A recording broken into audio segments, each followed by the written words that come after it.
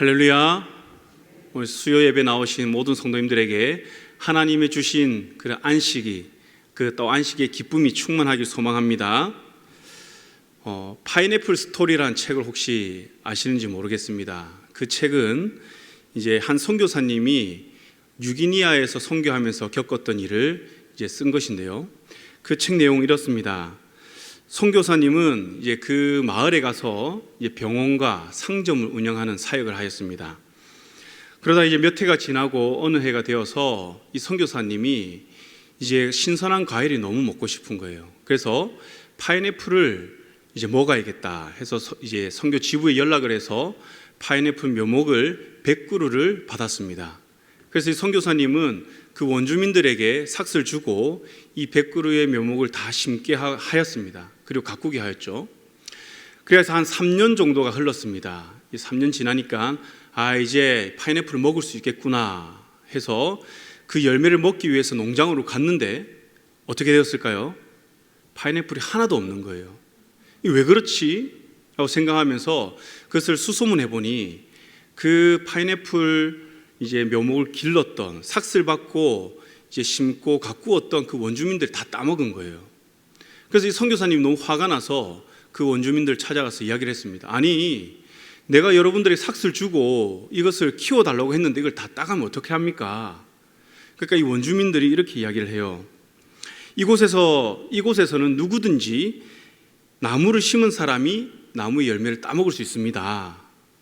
선교사님 입장에서 너무나도 어이가 없는 겁니다. 그러나 이 선교사님은 그렇지, 문화의 차이가 있겠지 라고 생각을 하고, 그러면 다시 이제 그들과 계약을 합니다. 이 파인애플의 소유권이 분명히 나에게 있다라는 것을 인식시키고 다시 삭스를 주고 이제 그 파인애플 열매를 먹기 위해서 다시 3년의 시간을 보냅니다. 결과는 어떻게 됐을까요? 3년 후에 마찬가지로 하나도 없었습니다.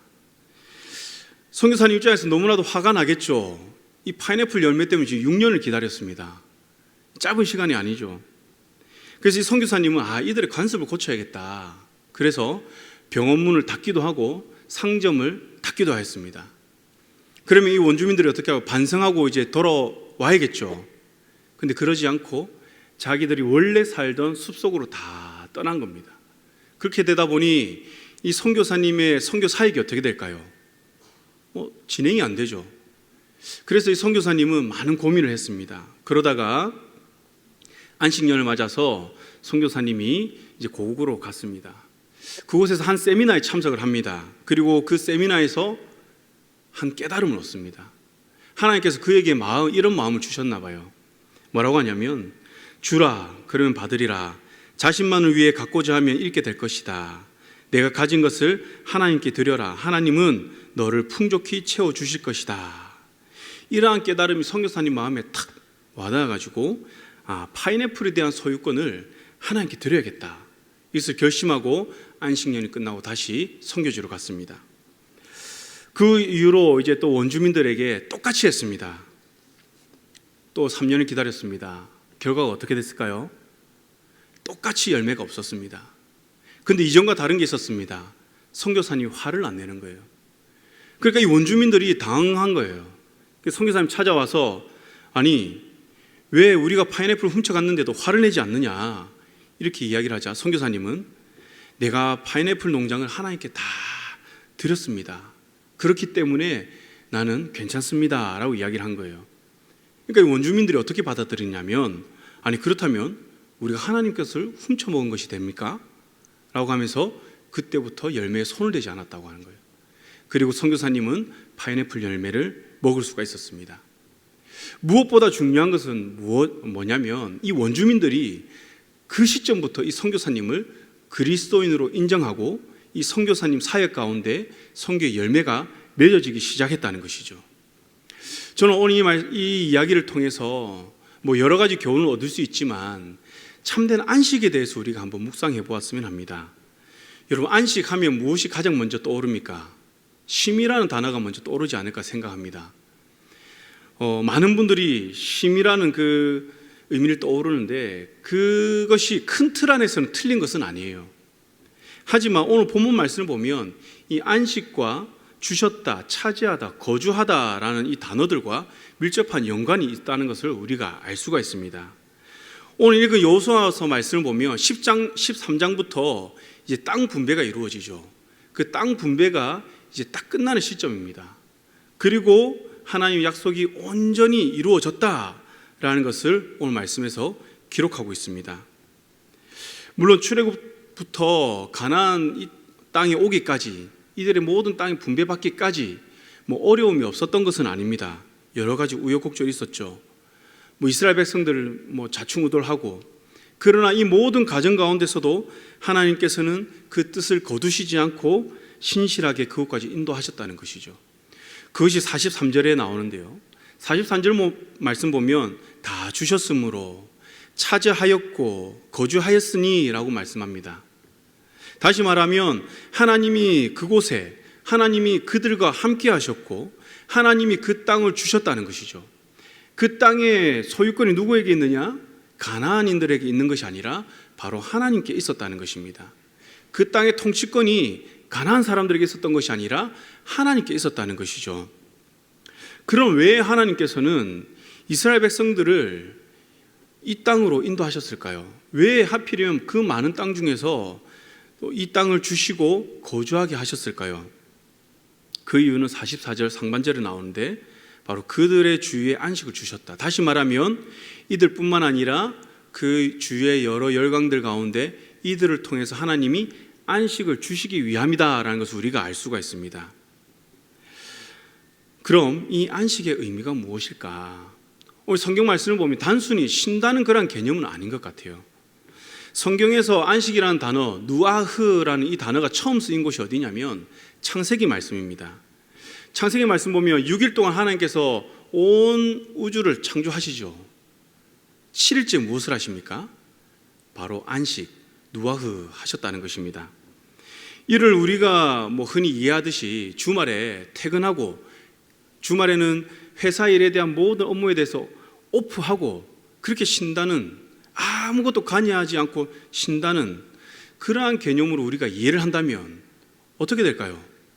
하나님이 6일 동안 열심히 창조하시고 일하시고 7일째는 그 창조물을 돌보지 않고 그냥 방치하셨다는 그런 의미가 되잖아요. 분명히 그렇지는 않겠죠. 하나님 그러실 수 없는 분인 것입니다. 왜 그러냐면 이사야서 66장 말씀을 보면 하나님 뭐라고 하냐면, 하나님이 하늘은 나의 보좌고 이 땅은 나의 이제 발받침이라고 이야기를 하는 거예요. 그리고 그곳에서 하나님은 안식하신다고 합니다. 다시 말하면 하나님의 모든 영향력이 다 끼친다는 것이죠. 그래서 시편 121편 4절 말씀에 무엇이라 하느냐? 하나님에 대해서 이스라엘 지키시는 이는 졸지도 아니하시고 주무시지도 아니하신다. 하나님은 쉼 없이 계속해서 이 우주 만물을 다스리고 우리를 돌보시고 계신다는 것이죠. 이러한 의미에서 우리가 안식을 좀 이해해야 될 필요가 있는데요, 그렇기 때문에 우리가 이 안식, 이 누아흐, 여기에 대한 올바른 이해가 없으면 하나님께서 우리가 주시고자 하는 그 안식을 올바로 누릴 수가 없는 것입니다. 이 누아흐는 4가지 용법으로 쓰입니다. 첫째는 무엇이냐면 죽음에 대해서 영원한 쉼이라는 의미죠. 영원한 쉼. 두 번째는 영적인 용법으로 평강, 그리고 영혼의 기쁨을 말할 때 쓰입니다.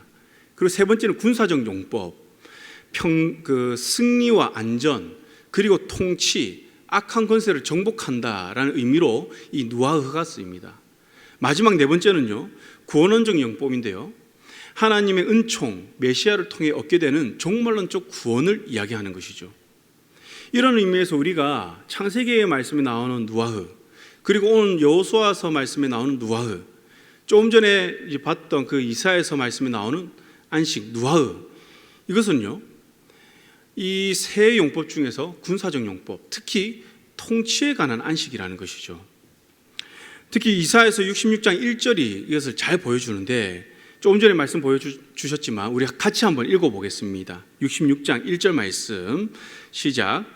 여호와께서 이와 같이 말씀하시되 하늘은 나의 보좌요 땅은 나의 발판이니 너희가 나를 위하여 무슨 집을 지으랴? 내가 안식할 처소가 어디랴? 아멘. 하나님께서는 하늘은 나의 보좌이고 땅은 하나님의 발판이라고 합니다. 그곳에 앉으셔서 하나님은 안식하신다고 하시죠. 특히 보좌와 발판이라는 이 단어는 통치를 나타내는데요, 이 보좌와 발판의 소유자는 단 한 명일 수밖에 없습니다. 그리고 이것을 소유한 사람이 그 나라를 통치한다는 의미를 가지고 있습니다. 제가 이 의미에 대해서 깊이 새기게 된 계기가 있는데요, 제가 신대원 때 졸업여행으로 성지순례를 갔습니다. 그때 이제 이집트 박물관을 방문했는데 정말 그곳에는 어마어마한 유물들이 많이 있더라고요. 제가 그곳에서 여러 가지를 봤지만 기억에 남는 딱 두 가지가 있습니다. 첫째는 카이로 공항에 도착하여서 우리가 나오는 데까지만 한 2시간, 3시간 정도 걸렸던 것 같아요.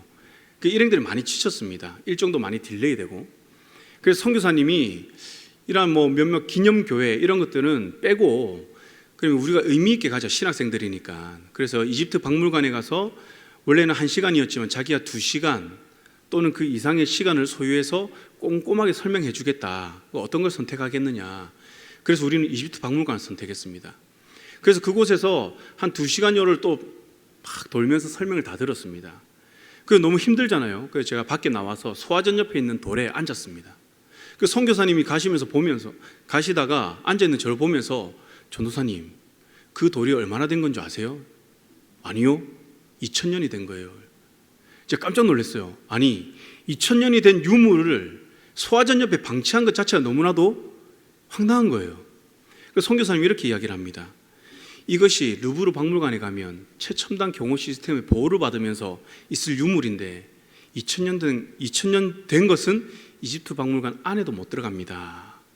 그래서 깜짝 놀랐죠. 두 번째 기억나는 것은, 이제 그림을 한번 볼까요? 사진 보시면 딱 봐도 뭔지 아시겠죠? 이제 이집트 왕 파라오가 앉았던 그 의자와 발판입니다. 가이드분이 이것을 설명하는데 왕좌와 발판은 통치자를 뜻하는 것이라고 합니다. 그러면서 사진으로는 작게 보이지만 저 발판 이제 옆에 보면 이제 무엇이 새겨져 있냐면 3명의 누비아인들과 또 3명의 근동지방 사람들이 그려져 있습니다. 이것이 의미하는 것은 무엇이냐?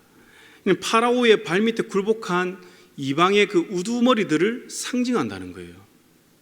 다시 말하면 이들은요, 이 파라오 밑에서 이들은 통치받을 때에 진정한 평안을 누릴 수 있다는 것이죠. 그 근동지방에 이들이 지배를 받는 그 나라의 평안을 누가 좌지우지하느냐? 바로 그를 통치하는 파라오라는 것입니다. 그러면서 이 가이드분이 조금 전에 우리가 읽었던 이사야서 말씀 설명해 주시는데요, 이 말씀은 온 우주 만물이 하나님이 거하시는 보좌이며 하나님이 통치하시는 세계라는 것을 의미한다라고 하면서 이 세상은 참된 왕이신 하나님의 통치 안에 있을 때에 참된 평안과 안식을 누릴 수 있다, 이렇게 설명을 하는 겁니다. 사랑하는 성도 여러분, 우리들도 그 평안과 안식을 갈망하며 살아가고 있죠. 그런데 우리는 그것을 어디에서 찾고 있습니까? 세상은 돈에서 찾고 권력 명예에서 찾고 부동산에서 찾고 여러 가지 찾겠죠. 그럼 우리 그리스도인은 바로 하나님 나의 통치자가 되어서 이 하나님을 통해서 주시는 그 안식을 누려야 하는 줄 믿습니다. 하나님을 떠나서는 우리가 결코 안식을 누릴 수가 없다는 것이죠. 하나님이 주시지 않으면 우리가 누릴 수가 없는 것입니다. 왜요? 창세기 1장 26절 말씀 우리 한번 읽어보겠습니다. 시작.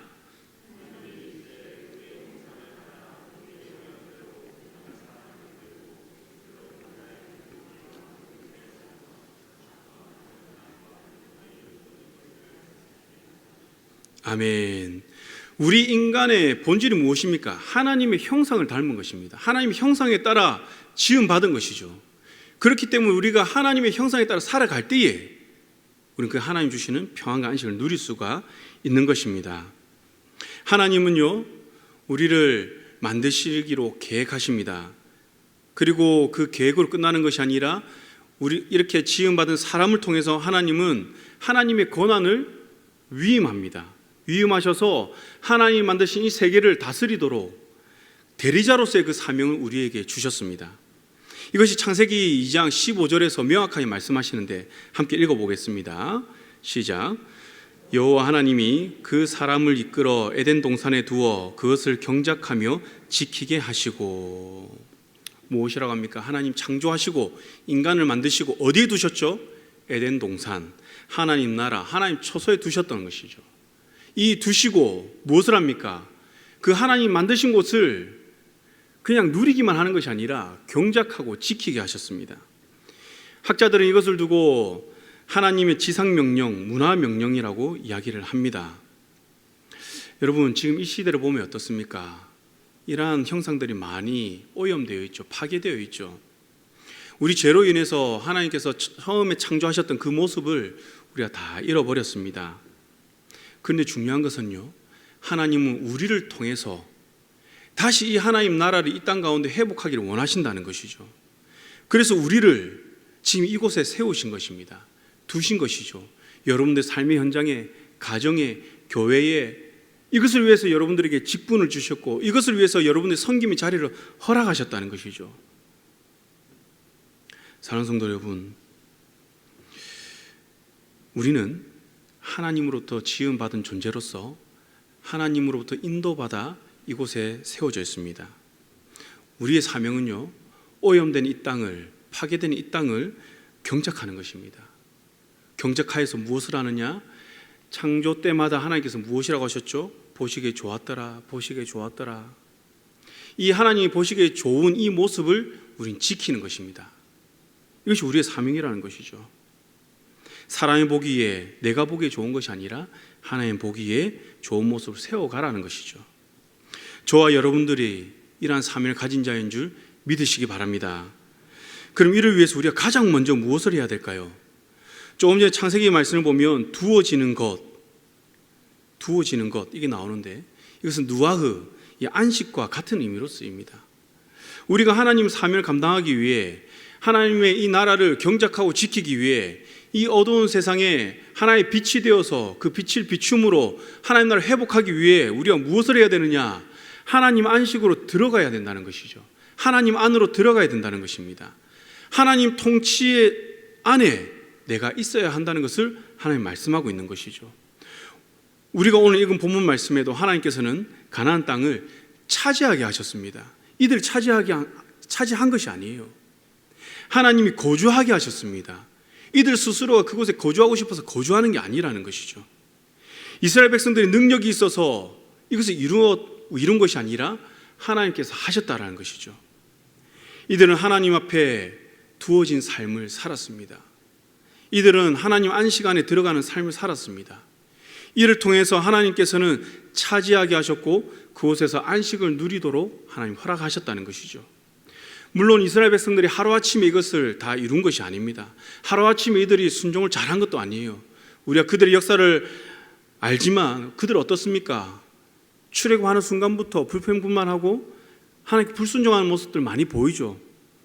그러나 하나님께서는 계획하시고 이들을 어떻게 합니까? 이들에게 먼저 계명을 주십니다. 왜요? 이들에게 진정한 안식의 삶을, 이들이 하나님 나라를 세우고 지키고 경작할 수 있는 그 능력을 키우기 위해 하나님의 법을 주셨다는 것이죠. 그리고 그 광야 생활 동안 이들이 하나님의 법으로 체득되게 하셨습니다. 그래서 이들이 그 체득되니 어떻게 합니까? 하나님이 그때 가나안 땅에 들어가게 하십니다. 그리고 그곳 가운데서 그들의 문화와 타협하지 않고 하나님께서 그들을 전쟁하게 하셨고 이들은 하나님 말씀에 순종하여서 그 모든 전쟁 가운데 이겼다는 것이죠. 사랑하는 성도 여러분, 2022년을 돌아보면 참 아쉬운 것도 많이 있죠. 1월 시작할 때에 영적인 목표, 개인적인 삶의 목표도 많이 세우셨을 것입니다. 그러나 지금 돌아보면 조금 더 잘할 수 있었는데 이것은 너무 아쉽다, 이런 부분도 있겠죠. 저 역시도 그렇습니다. 새해 시작하면서 여러 계획과 목표를 세웠는데 그 중에서는 이룬 것도 있고 이루지 못한 것도 있습니다. 뒤를 돌아보면서 참 이렇게 아쉬움이 많이 남았는데요. 12월 달에 그래서 내년에는 어떤 내가 계획을 세우고 목표를 세울까 혼자 정리하고 있다가 뭔가 내가 빠진 것이 있는 것 같은데 라는 생각을 했습니다. 그러면서 이제 묵상하다가 바로 오늘 이 말씀에서 이 안식에 대한 묵상을 하게 되었는데 그렇구나. 내가 2022년 동안 내가 얼마나 하나님의 통치를 받고 살았는가, 내가 올 한 해 얼마나 하나님 안에 거하려고 힘을 썼는가, 이것을 돌아보았습니다. 그렇게 했을 때 참 죄송한 마음이 많이 들더라고요. 때로 나를 위해서 또 나의 힘대로 하려고 했던 그런 모습들이 많이 보였습니다. 그러면서 내년에 내가 이 세우는 목표들 가운데 가장 우선이 되어야 될 건 무엇인가? 바로 안식이구나. 하나님 안에 들어가는 것이구나. 내 삶이 하나님 통치를 받는 것이 가장 먼저 되어야겠구나. 내가 무엇을 계획하더라도, 내가 무엇을 선택하더라도, 내가 무슨 일을 하더라도, 어떠한 직분을 받더라도, 내가 어떠한 사회를 감당하더라도 그것 가운데 사람이 보기 좋게 하는 것이 아니라 하나님이 보시기에 좋게끔 지켜나가고 경작하고 내가 하나님의 통치를 받으며 살아가는 것이 중요하구나. 그것을 깨닫게 되었습니다. 우리가 이 안식을 잘못 이해하면요, 앞에 말씀드린 파인애플 스토리 그 주인공인 선교사님처럼 하나님의 일은 계속하고 있지만 계속되는 고민과 낙심과 번민으로 살아갈 수밖에 없는 것 같아요. 여러분, 우리 안식의 핵심은 쉼에 있는 것이 아닙니다. 단순히 모든 것을 로그오프하고 그냥 쉬는 것이 아니라 바로 하나님 통치 아래 있는 것을 이야기하는 거예요. 파인애플 스토리 그 선교사님도 어떻습니까? 안식 연에 고국으로 돌아가서 무엇이 회복되어서 왔습니까? 하나님의 관계, 하나님의 통치가 회복되어 선교지로 오니 그때부터 그 열매가 맺어지기 시작했다는 것이죠. 이를 통해서 우리는 세상이 아무리 거센 파도와 같은 도전을 해올지라도 우리가 하나님과 함께 있고 하나님 통치를 받으면 우리는 흔들리지 않을 수 있음을 믿으시기 바랍니다. 사랑하는 성도 여러분, 2023년 새해가 이제 며칠 남지 않았죠. 여러분들도 많은 계획을 세우고 계실 것입니다. 모두와 그 계획이 다르겠지만 조금 더 전에 말씀드린 것처럼 가장 우선되어야 되는 것이 무엇인지 한번 고민해 보시기 바랍니다. 그리고 그것이 안식이라는 것을 여러분들의 마음에 새기고 그 안식이라는 그 의미를 가지고 내 삶을 돌아보시길 바랍니다. 그때야 비로소 여러분들이 서 있는 삶의 자리가 하나님의 대리자로서 이 땅을 경작하고 지킴으로 하나님의 그 안식과 하나님의 통치와 하나님 나라가 이 땅에 이루어질 것입니다. 그래서 내년에는 저와 여러분들의 삶이 모든 부분에서 주권이 하나님께 있음을 인정하여 하나님의 그 안식을 누림으로 오늘 44절에 말씀하시는 것처럼 모든 원수 중에 맞선 자가 하나도 없는 모든 원수를 우리 손에 넘겨주신다고 하시는 그 승리의 약속, 온전한 안식의 약속을 누리는 그런 한 해가 되기를 소망합니다.